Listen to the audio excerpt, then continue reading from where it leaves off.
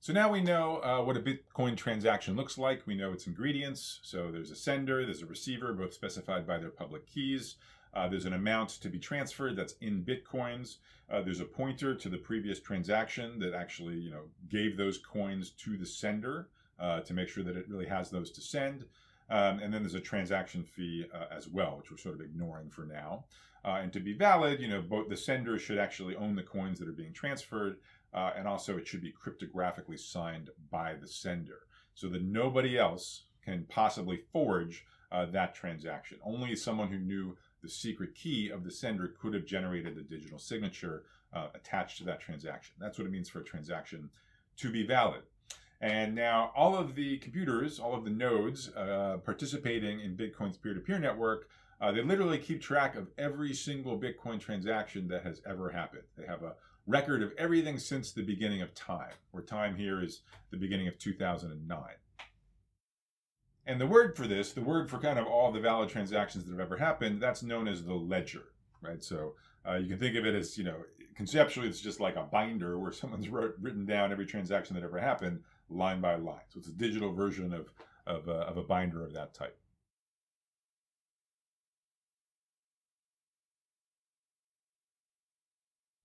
So various questions come to mind. So like one question would be, okay, so if the ledger is all of the authorized transactions, who gets to decide which transactions are authorized? Who's the authorizer?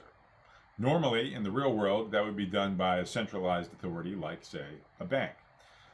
Question number two, which seems very different, is where do Bitcoins come from anyways, right? So who prints Bitcoins, right? So again, in the real world, this would be done by, a central bank, by a government, again, a centralized authority. So amazingly, Bitcoin does both of those two things with no centralized authority. And even more amazingly, it covers both of those bases in one fell swoop with a common idea. Now, transactions are not added to the ledger one at a time. Rather, they're added in groups known as blocks. So let me tell you about the ingredients of a block in Bitcoin's ledger.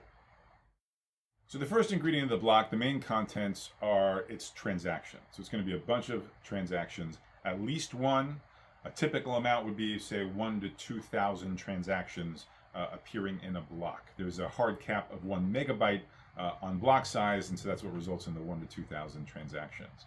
If you have some free time and you dig around, you can see that a lot of blood and ink has been spilled over exactly what the block size in Bitcoin should be. But for the dominant strain of Bitcoin, it's a 1 megabyte cap. The second ingredient of a block is it specifies a different block, which it deems its predecessor. So a block says, here are my transactions, and it also says, by the way, here is this other block which I want to immediately follow in the ledger. And then the final ingredient of a block that we're going to have to worry about is something known as a nonce, N-O-N-C-E. That stands for number used once. And so that's just going to be a bunch of extra gobbledygook we can stick in the block if we want. Why would we ever do that? You'll see in a second when we get to mining on the next slide. And so now already at this point, knowing this much about Bitcoin, you can see why it's called a blockchain. What are the blocks? Those are these groups of transactions that are added to the ledger, one group at a time. Those are the blocks. Why the chain? Well, it's because each block specifies the block that comes before it. So from a block, you can keep going backwards, say, what's the preceding block? What's the preceding block? Etc. And that gives you a chain of blocks. So for example, in this cartoon, this is a blockchain with 3 blocks. We have the most recent block, B3. It claims that its preceding block is B2. B2 claims that its preceding block is B1. You might wonder how this process ever stops. Well, part of the description of the Bitcoin protocol is what's known as the Genesis block. So that would be like the block B1 in this cartoon. So all roads go back to the Genesis block. So that's the blockchain. Blocks, groups of transactions. Chain, that's sort of how these blocks get sequenced by the protocol, by tracing back these references to preceding blocks. All right, so now you're probably wondering, so where did these blocks come from? Like, who gets to decide what B4 is going to be? And also, who gets to decide what are the contents of B4? So which transactions get included in a block? and who adds that block to the blockchain, who actually authorizes those transactions. Well, the key idea is simple but brilliant. The first part of the idea is to use an economic incentive. So there's going to be parties known as miners, and they're going to be working hard to add these blocks to the blockchain. So they're going to be monitoring all of the transactions. They're going to be collecting those transactions into a block. And as we'll see, they'll have to do a lot of work on top of that. But in any case, these miners will, eventually add a block to the blockchain. And whenever they do that, they will be rewarded by the protocol. Rewarded how? Rewarded using Bitcoins.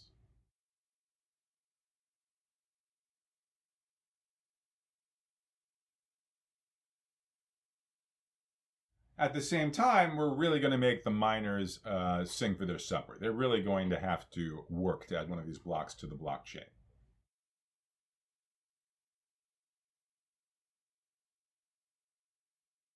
And the second part of this idea will be implemented through what's known as a proof of work, which basically says a miner has to solve a hard cryptographic puzzle in order to get the privilege of adding one of these blocks to the blockchain and then collecting its Bitcoin reward.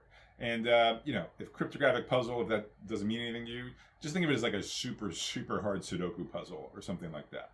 So a computer has to figure that out. A participant, a miner, has to figure out a super hard Sudoku puzzle before it's allowed to add a block to the blockchain. We talked about how, peer-to-peer networks, while being very trendy maybe 15, 20 years ago, arguably, cryptocurrencies might be their, one of their biggest killer applications. And in fact, the same is actually true for this proof of work concept. So that was not invented just for cryptocurrencies. That dates back to the early 90s. It was actually proposed as a method for fighting spam, like email spam. And this is before spam really even existed. But cryptographers came up with this notion of a proof of work. And then certainly the killer app for proof of work, there's no question, is cryptocurrencies and Bitcoin specifically.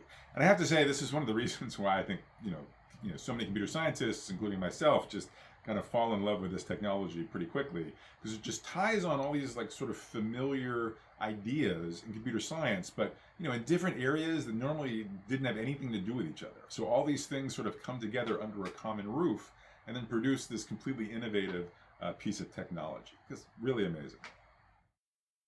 And just to tie this back to the two questions we started with, remember the questions were, who gets to authorize blocks? So I've sort of sketched who that is. These miners, when they solve a hard crypto puzzle, they're going to be authorized to authorize transactions, add a block of transactions to the blockchain. But remember, we also had the second question, which is like, where does the money come from? Who prints Bitcoins? And actually, this is exactly where it happens. So again, both of those questions get answered at the same time.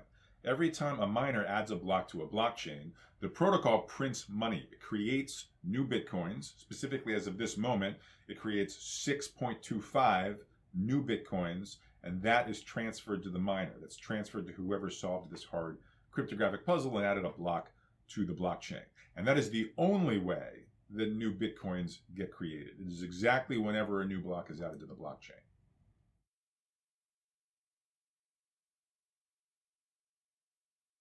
So that's the major high-level idea about what's going on in Bitcoin. But this is a super important part of the protocol. So in the next slide, let's drill down a little bit and understand how this works in a little more detail.